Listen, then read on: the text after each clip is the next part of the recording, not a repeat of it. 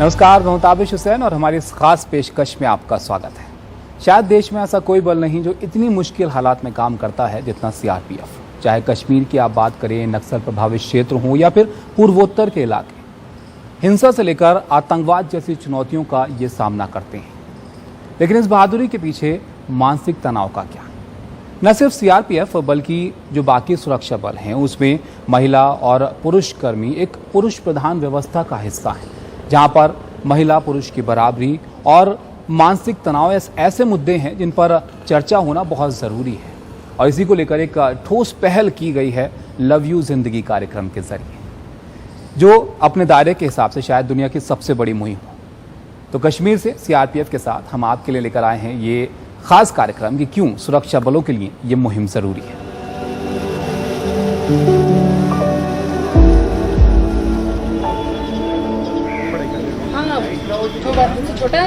इरादा है कि जवान खुलकर अपनी बात कहें, तो सर अपने परिवार में क्या चेंज है? महज खाना पूर्ति नहीं करें,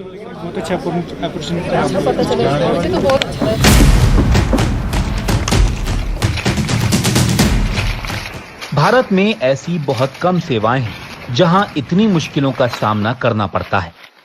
मिसाल के तौर पर सीआरपीएफ का एक जवान नक्सल प्रभावित छत्तीसगढ़ से आतंक प्रभावित श्रीनगर होते हुए पूर्वोत्तर में हो रही बगावत से निपटता है। तनाव जानलेवा हो सकता है, लेकिन इसे काबू में करने के लिए ये जानना जरूरी है कि जवानों को तनाव क्यों और कैसे होता है, और इसका कोई आसान जवाब नहीं है। मैंने भी अपनी बच्ची का एडमिशन कराया। हमको उस चक्कर में छुट्टी जाना है यार। तो बच्चों को भी तुम्हारे आशा है। उदासी, पोस्ट ट्रॉमेटिक स्ट्रेस डिसऑर्डर और पुरुष प्रधान सिस्टम में काम करना, जहां अमूमन पत्नियों और बच्चों के साथ रिश्ते तनावपूर्ण होते हैं, इन सब से भी बहुत असर पड़ता है।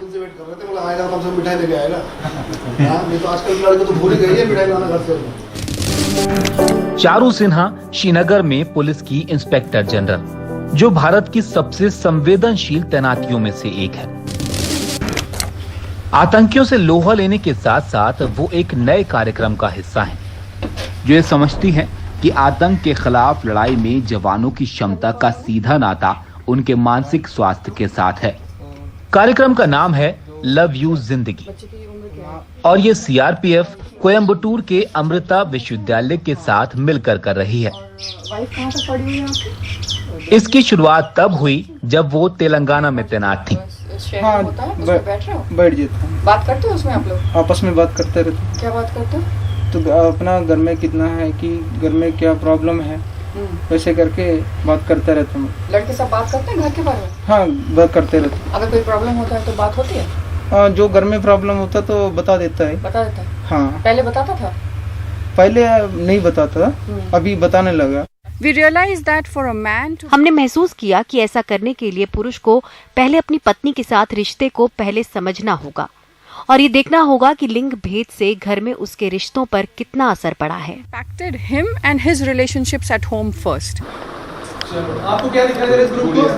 बढ़िया। डिस्क्राइब कीजिए कि किस तरह से दिखाई। ये तो इसमें क्या है, यंग दिखाई दी है और मैं बूढ़ी भी है, तो हमको तो ये यहाँ से देखने से ये है कि हमें तो यंग दिखी है। Group number 2।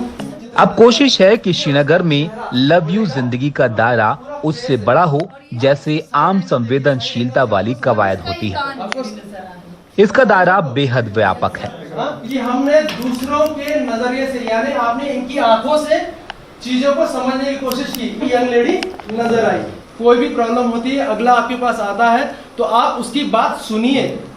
जवानों को अपनी भावनाओं को काबू करने के लिए प्रशिक्षित किया जाता है। वो 17 से 18 साल की उम्र में सेवा में दाखिल होते हैं। अपने लगभग 38 साल के कार्यकाल में 25 तो घर से दूर ही निकल जाते हैं। ऐसे में आपसी रिश्तों में दरारें पड़ जाती हैं। घर से आने वाले फोन अक्सर अपने साथ तनाव लेकर आते हैं। तनाव की एक वजह पत्नी की भूमिका और उसके अधिकारों का सम्मान ना करने और उसे फैसलों में बराबर की हिस्सेदार ना बनाना भी होता है। जवानों को साफ तौर से बताया जाता है कि उनकी पत्नियों को डिजिटल तौर से साक्षर बनाना नेट बैंकिंग, ड्राइव करने का अधिकार और वित्तीय प्रबंधन की जिम्मेदारी उनकी पत्नियों के साथ साथ उनकी भी है। जब हम किसी जवान से उसके परिवार के बारे में बात करते हैं तो पहली समस्या ये पेश आती है कि वो खुलकर कुछ कहना ही नहीं चाहता। तो हमने एक कार्यक्रम शुरू किया, चौपाल, जहां हम चाहते थे कि एक ऐसा माहौल बने कि जवान सिर्फ ये बताएं कि पिछले हफ्ते उनके घर में निजी जिंदगी में क्या हुआ। इसलिए हम ये हर हफ्ते करते हैं। पहले 3 महीने तो लोगों को खुलने में ही लग जाते हैं, लेकिन जहां 1-2 लोग बोलना शुरू करते हैं तो बाकी भी जुड़ जाते हैं। जब कोई सीआरपीएफ में मर्दानगी की संस्कृति के बारे में बात करता है तो उसमें अक्सर आगे की टुकड़ियों में तैनात आदमियों की बात होती है या फिर उन जवानों की जो कि नक्सल प्रभावित इलाकों जैसे मुश्किल जगहों पर तैनात होते हैं। लेकिन इसमें समस्या ये है कि जवान अपने तनाव के बारे में बात नहीं करते हैं। वो तनाव उनके भीतर ही पलता रहता है। इसका हल बातचीत से निकाला जा सकता है, लेकिन जवानों से उनके तनाव के बारे में बात करना आसान नहीं होता है। ये काफी मुश्किल काम है। चिट मिलेगी, उसके अंदर क्या लिखा है आपको उसको ध्यान से पढ़ना है। सभी ने अपना रोल पढ़ लिया ध्यान से? अभी खड़े होके अपनी अपनी जगह ले लेना। महिलाएं वाली क्लास के आगे, पुरुष वाले महिला जो पुरुष के काम है वो पीछे। अभी आप सभी एक एक करके अपना अपना रोल बताएंगे कि आपके हाथ में कौन सी पर्ची है, बताइए। गर्भवती होना। गर्भवती होना ये महिला का एक रोल है सोसाइटी में, आप देखते हैं या महिला करती है? ठीक है। चुगली करना। चुगली करना आमतौर पर चुगली कौन करता है? महिलाएं करती है। बर्तन धोना। बच्चों का पालन पोषण। जमीन खरीदना। फाइनेंशियल डिसीजन लेना। अंतिम संस्कार करना। जो यहाँ खड़े और जो यहाँ खड़े, आप में जिनको लगता है कि टेक्निकली ये काम महिलाएं भी कर सकते हैं, पुरुषों की जगह जो खड़े उनको लगता है पायलट महिला भी हो सकती है, चला सकती है, बिल्कुल सही बात है। बैंक का काम करना, बैंकिंग का काम करना, ये तो महिला भी कर सकती है ना। बॉडी बिल्डिंग, महिलाएं भी बॉडी बिल्डिंग कर सकती है। पुरुष प्रधान व्यवस्था के बोझ को जल्द से जल्द खत्म करना है। जवानों को समझने की जरूरत है कि लिंग भेद के बारे में चर्चा करना उनकी मर्दानगी को ललकारना नहीं, लेकिन जवानों से ऐसी बातें करना आसान नहीं होता। विनीता जावेद अली और मोनिका डीएस के साथ सीआरपीएफ में असिस्टेंट कमांडेंट भी हैं और मास्टर ट्रेनर भी। जब ये लोग AK-47 से लैस आतंकी हमले से निपट नहीं रहे होते तो ज्यादा से ज्यादा जवानों के साथ बातें करते हैं ताकि वो अपने मानसिक स्वास्थ्य का ख्याल रख सकें। ये लेक्चर नहीं होते, बातें होती हैं। कभी कभी नाटक, नौटंकी या फिर चौपाल, जहां जवानों से अपने साथियों से बात करने को कहा जाता है ताकि सारा गुबार निकल जाए। इन चर्चाओं पर ना तो किसी की नजर होती है और ना ही किसी बात का बुरा माना जाता है।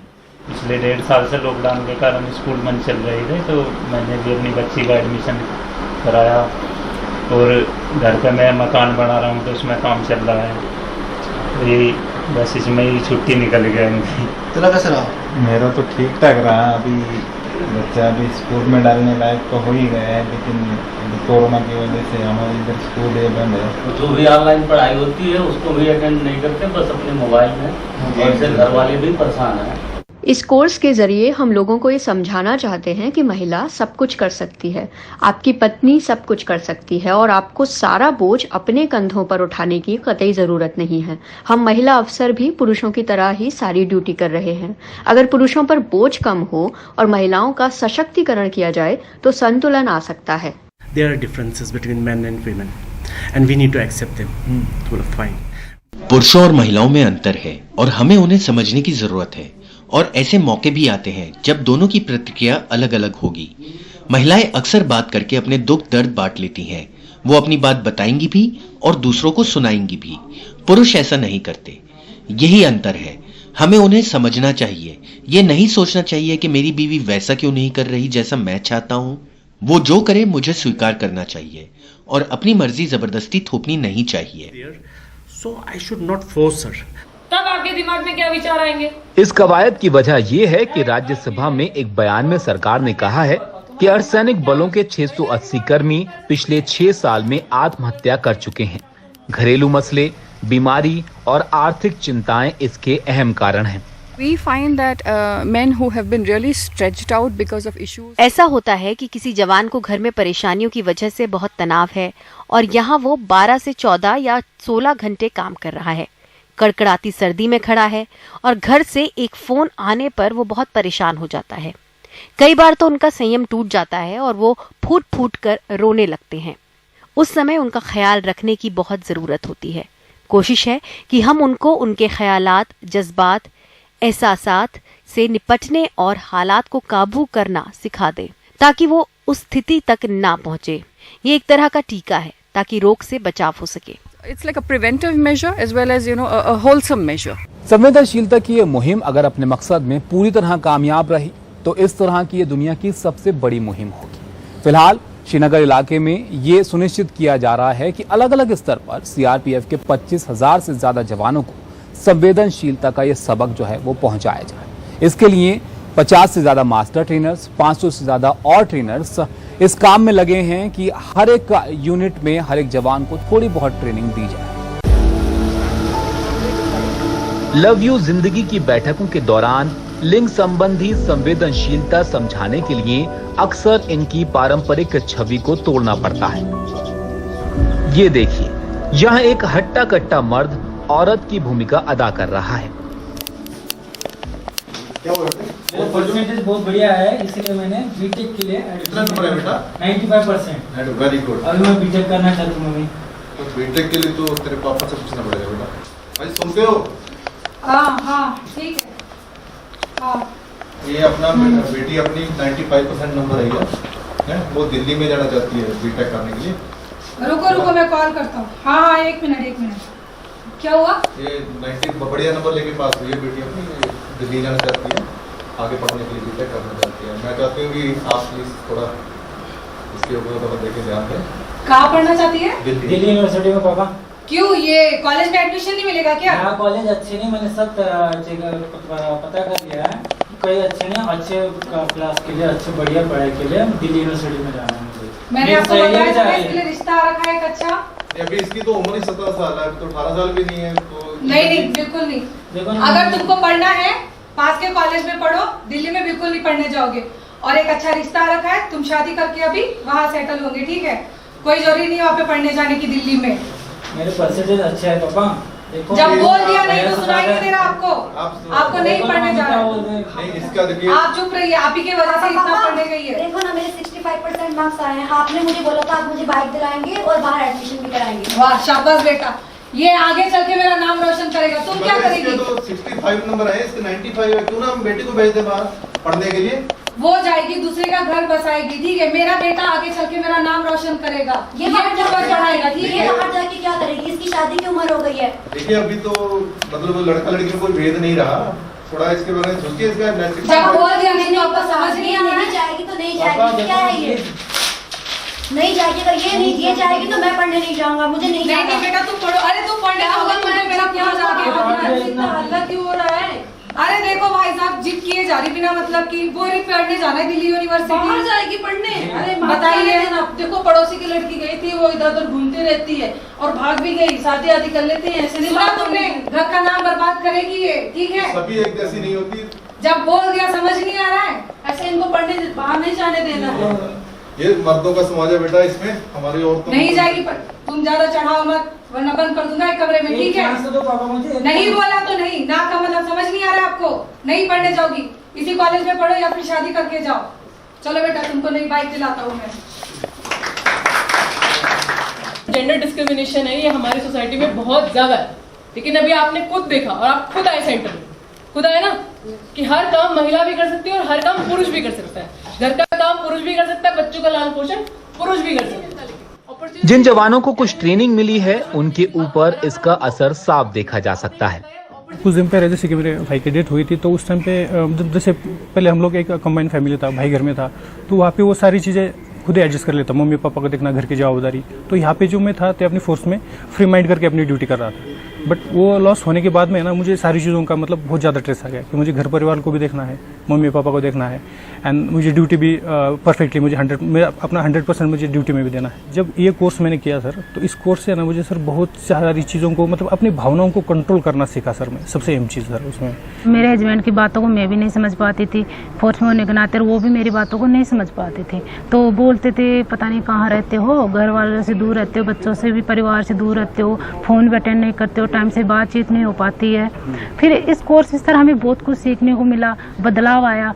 पहले ना कोई आदमी कुछ बोल जाता था, कोई हंसी मजाक में बोल गया, जहाँ कोई ऐसे जाते हुए छेड़ गया तो मन परेशान होता था। कोर्स के बाद ये फ़र्क पड़ा सर भी, यानी मेरे मन का जो रिमोट कंट्रोल है ना मेरे हाथ में आ गया। किसी से बात करते हैं, शेयर करते हैं तो मुझे उसको पॉजिटिव में लेती हूँ, निगेटिव में नहीं लेती हूँ। पहले मैं कोई मुझे मजाक करता तो मैं गुस्से में आ जाती थी। इस कोर्स के दौरान इसने हमारे अंतर्मन को जागरूक किया है सर। कोई भी सिचुएशन को हम गलत बिहेवियर में जाने से रोक लेते हैं।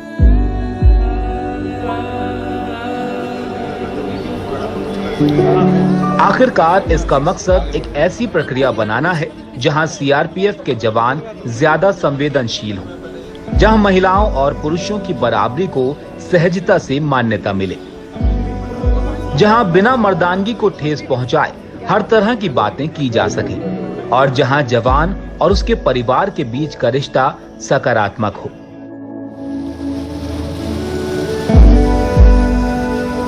बेहतर भावनात्मक संतुलन वाले जवान हमारी सुरक्षा के लिए बेहद जरूरी हैं। विष्णु सोम, एनडीटीवी।